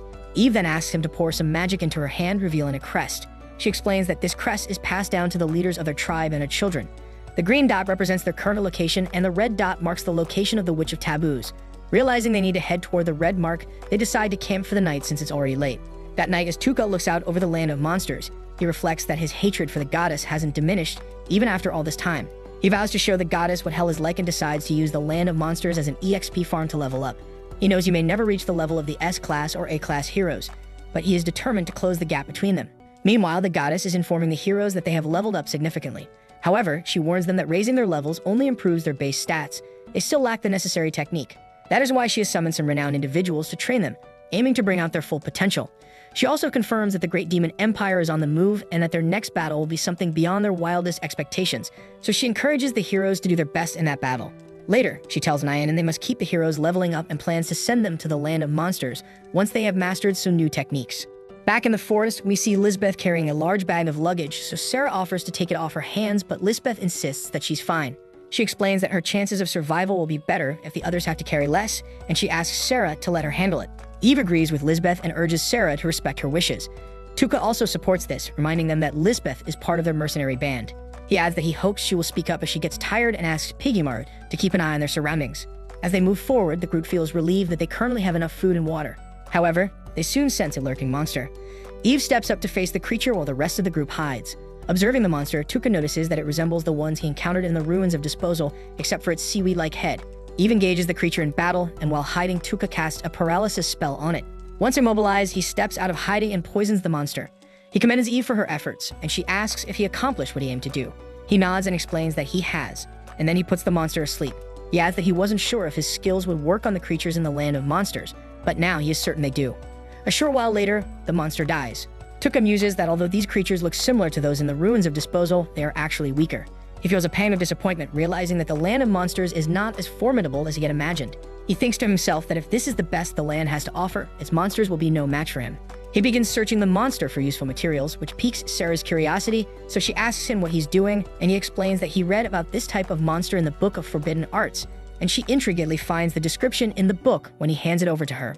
She then notes that the creature is an ingredient for creating a forbidden item, similar to the voice-altering stone in the Lord of Flies mask. Noticing Sarah's interest in the book, Tuka offers it to her, saying she can keep it if she likes. She thanks him warmly, and Tuka realizes he needs to be cautious with his words around Sarah because she has a knack for seeing right through him. After collecting the materials, Tuka declares that it's time to begin their conquest of the land of monsters. The group moves forward, and soon they find themselves crossing a river. Tuka manages to cross without any problems, and then it's Lisbeth's turn. Eve offers to help her, but Lisbeth insists on doing it herself. She carefully hops across the stones but slips on one of them, but thankfully Piggymaru is there to catch her just in time. Eve is relieved and thanks Tuka for having a safety plan in place, but Tuka smiles and says that he wants to do everything he can to support Lisbeth when she sets her mind to something. He adds that he was once in a similar situation, but he clarifies that he's only helping her because it benefits him in the end. Lisbeth finally makes it across the river and notices the group was whispering. She asks if they were talking about her. Eve quickly denies it and makes up an excuse, saying they were discussing children born between high elves and humans, which are rare, so she then wonders aloud what the children of Tuka and Sarah would look like.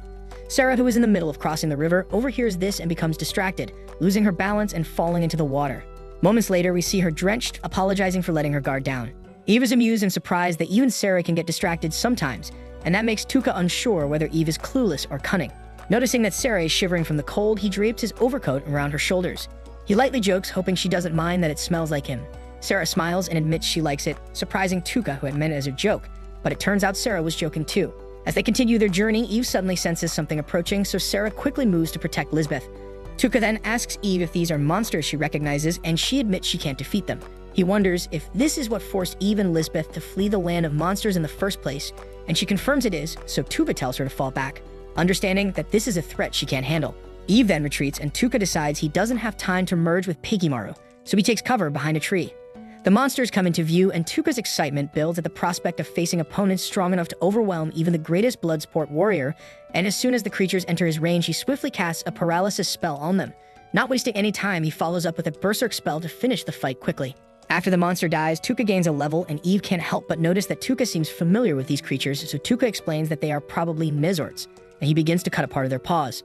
Eve asks with a grimace if he plans to eat them, but Sarah quickly clarifies that, according to the Book of Forbidden Arts, what Tuka is taking is an ingredient for enhancing slimes like Piggymaru. Realizing this, Eve understands that Piggymaru will be the one consuming it, so Piggymaru looks disgusted, but Tuka reassures him, saying it probably won't taste bad once he turns it into a solution. Suddenly, they all feel a brief but intense murderous intent, which quickly vanishes, leaving them bewildered. They look around, unable to find the source of the feeling.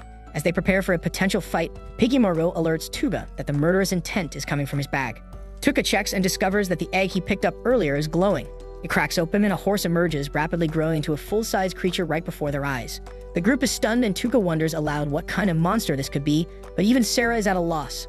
The horse creature then rubs affectionately against Tuka, who cautiously pets it, and as he does, he notices something unusual on its back. So Sarah explains that it's an organ for absorbing magic, a unique feature found in magical creatures and certain monsters. Sensing an opportunity, Tuka asks everyone to step back, then begins pouring his magic into the organ. He theorizes that the horse may have grown by absorbing ambient magic, so he tries to replicate the effect.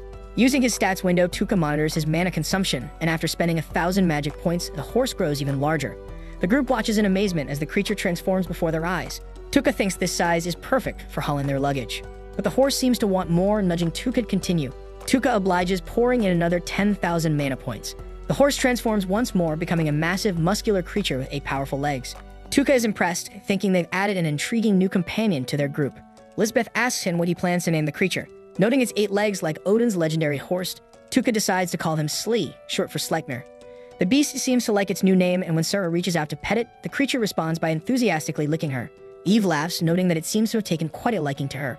Tuka then asks the beast if it can return to its original form, and he's relieved to know it can shift back and forth with ease. Meanwhile, we cut to Ayaka's squad, where the heroes are reflecting on their weaknesses. Despite their concerns, Ayaka reassures them that they are doing their best.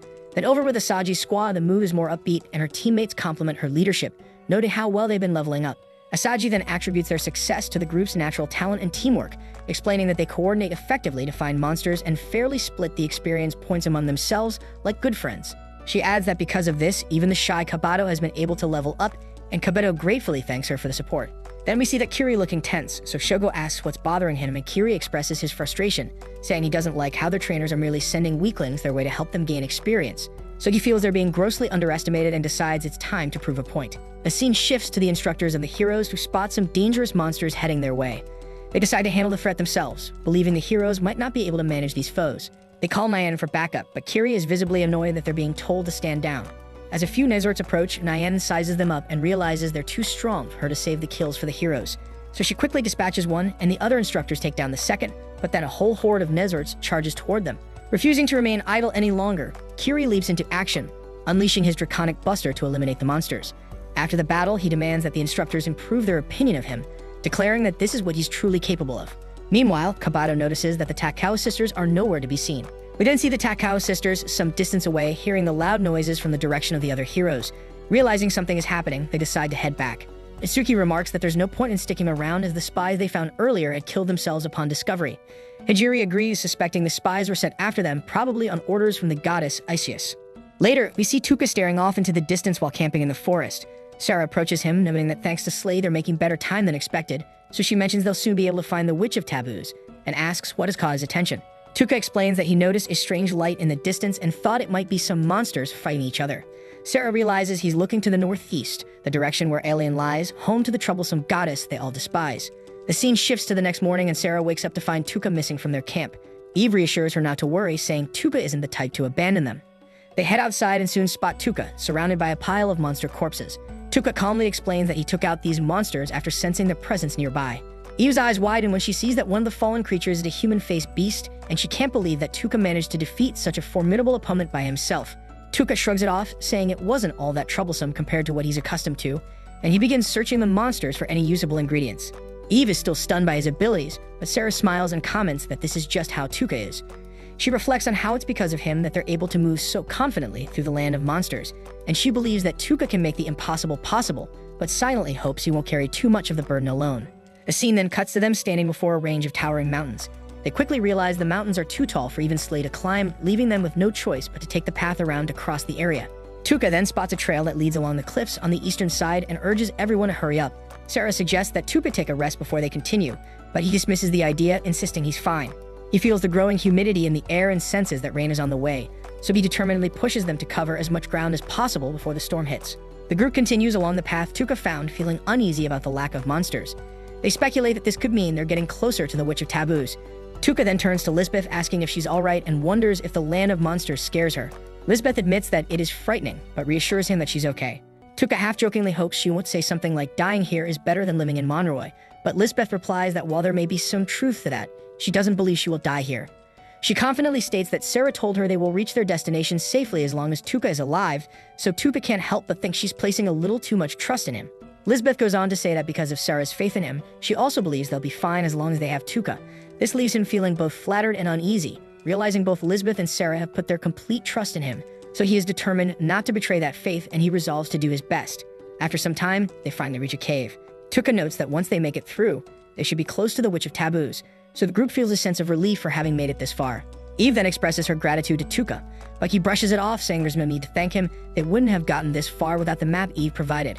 He points out that he didn't help them out of goodwill. They simply had what the other wanted. Eve then opens up, admitting that she always wanted to escape her life in the Bloodsport arena and live a peaceful life with Lisbeth.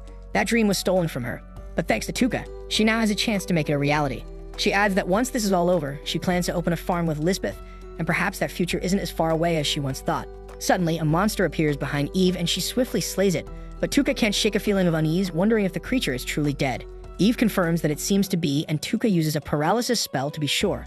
The spell has no effect, confirming the monster is dead, but Tuka's instincts still tell him something is wrong.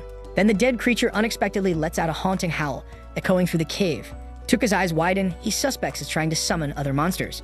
As the howl fades, Eve asks what it was, and Tuka's senses go on high alert as he feels a swarm of monsters closing in from all directions. Even his classmates that position deeper in the forest notice the movement of the creatures too, all heading toward the same place. Tuka realizes the situation is becoming dire. He isn't sure if he can handle such a massive onslaught. That's it for this video, guys. If you like this new series, leave a like for the next episode. And subscribe for more anime content. Thanks for watching. Bye-bye.